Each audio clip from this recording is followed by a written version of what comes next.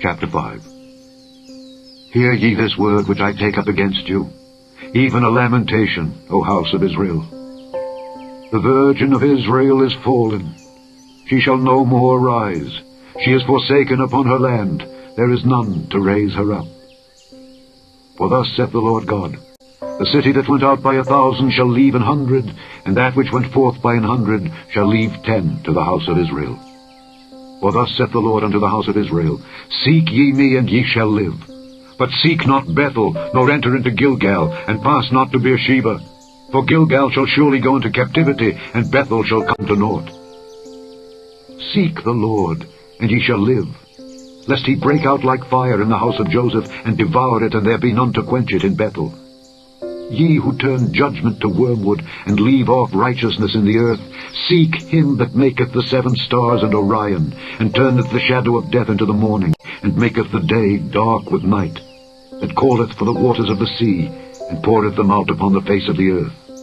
The Lord is his name, that strengtheneth the spoiled against the strong, so that the spoiled shall come against the fortress. They hate him that rebuketh in the gate, and they abhor him that speaketh uprightly. Forasmuch therefore as your treading is upon the poor, and ye take from him burdens of wheat, ye have built houses of hewn stone, but ye shall not dwell in them.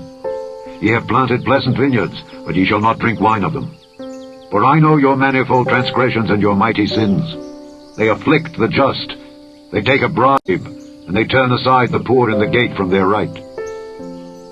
Therefore the prudent shall keep silence in that time, for it is an evil time.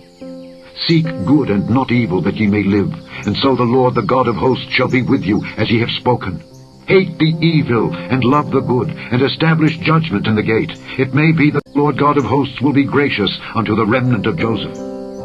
Therefore the Lord the God of hosts, the Lord saith thus, Wailing shall be in all streets, and they shall say in all the highways, Alas, alas! And they shall call the husbandman to mourning, and such as are skillful of lamentation to wailing. And in all vineyards shall be wailing, for I will pass through thee, saith the Lord. Woe unto you that desire the day of the Lord! To what end is it for you? The day of the Lord is darkness, and not light. As if a man did flee from a lion, and a bear met him. Or went into the house, and leaned his hand on the wall, and a serpent bit him.